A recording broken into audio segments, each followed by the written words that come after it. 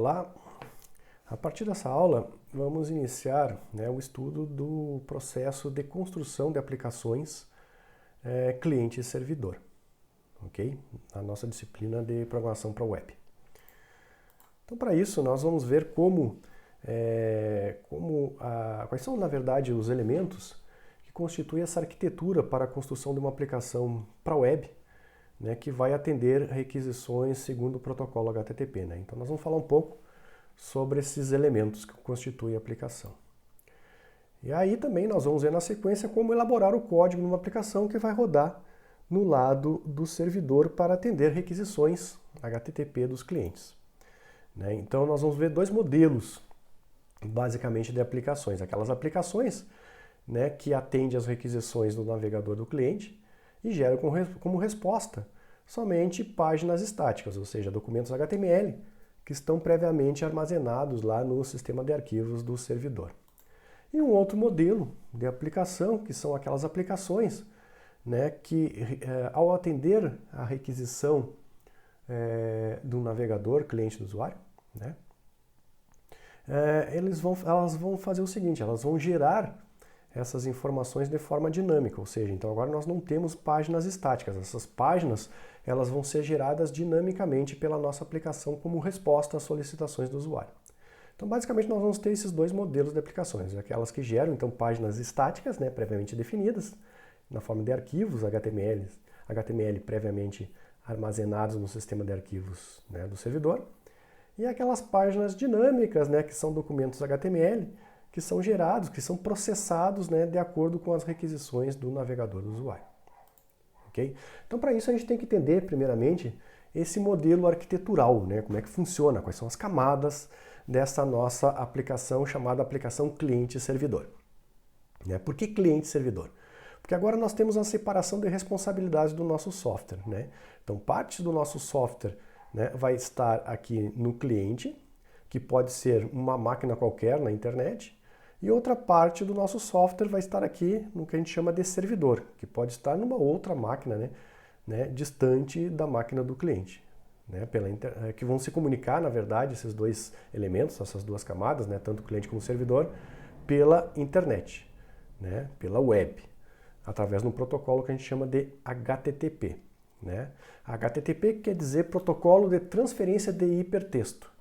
O que seria hipertexto? Hipertexto nada mais são do que os documentos HTML. E são chamados de hipertexto porque nós temos hiperligações entre esses documentos. Hiperligações são links que permitem que o usuário possa navegar de uma página para outra, acionando esses links. Clicando num link, clicando num outro link, ele vai então sendo encaminhado de uma página para outra. Daí que vem esse termo hiperdocumento, não é hipertexto. Okay? E esse HTTP é um protocolo que define como esses documentos, baseados nesse conceito de hipertexto, eles são trocados pela web, via internet, entre esses dois elementos, entre o cliente e o servidor, certo? Então, na verdade, o HTTP estabelece uma série de regras para que essa comunicação e essa troca de informações, de mensagens entre cliente e servidor ocorra de forma adequada, para que ambas possam estar utilizando a mesma linguagem, para que ambos possam se entender nesse processo, certo?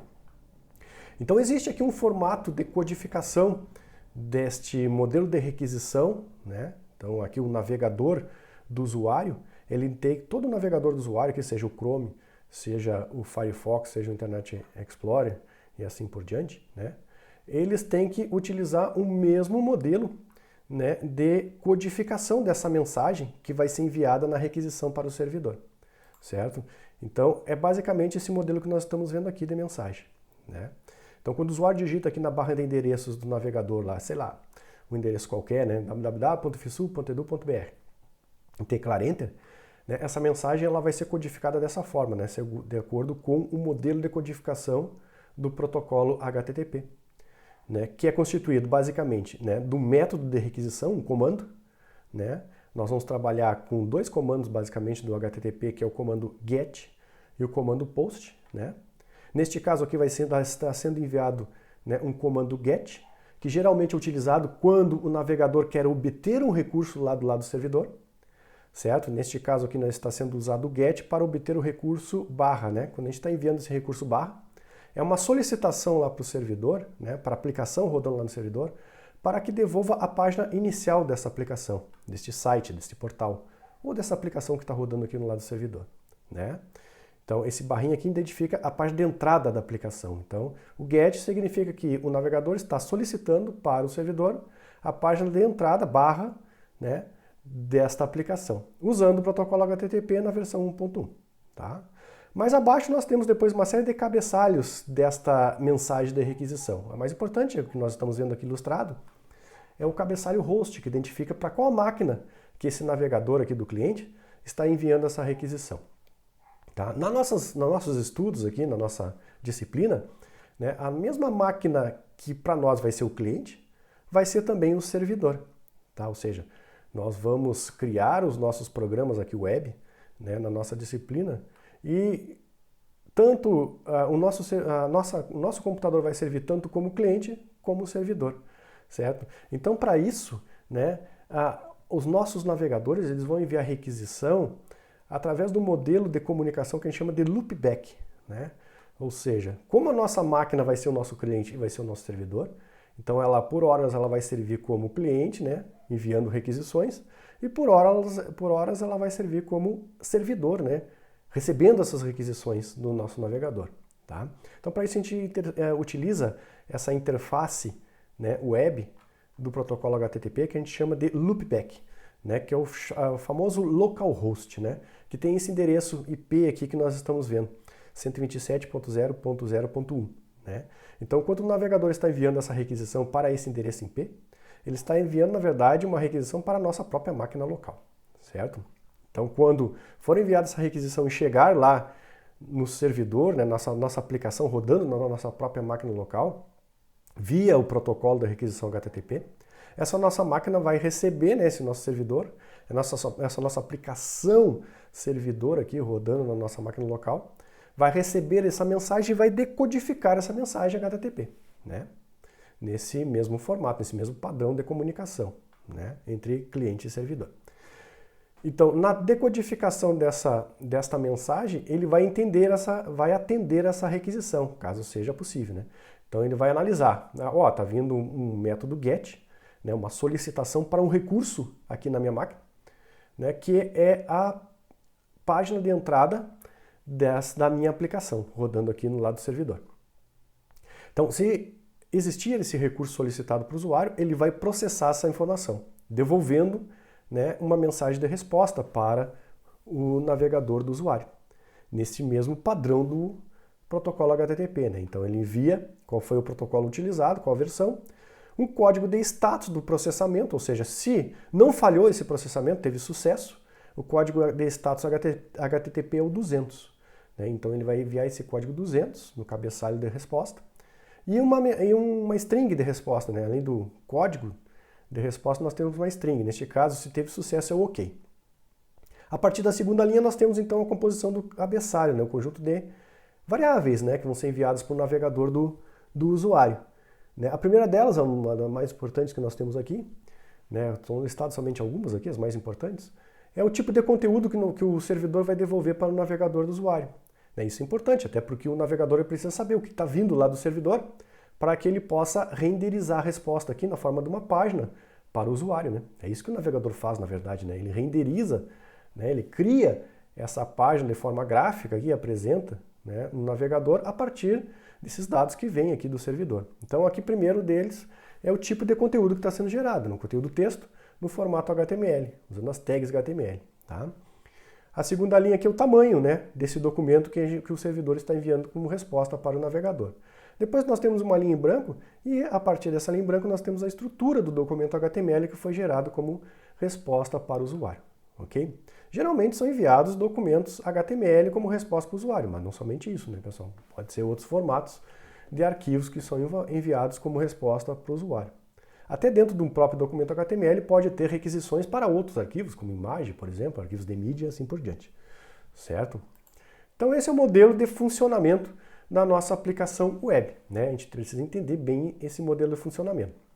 Ou seja, aqui Na camada de cliente, nós temos somente a camada que a gente chama de apresentação da nossa aplicação. São as telas da nossa aplicação, que são apresentadas na forma de páginas dentro do navegador. Ou seja, o usuário vai interagir com a nossa aplicação a partir dessas páginas que são apresentadas dentro do navegador. E de que forma ele vai interagir com a nossa aplicação? Realizando ações sobre essas páginas,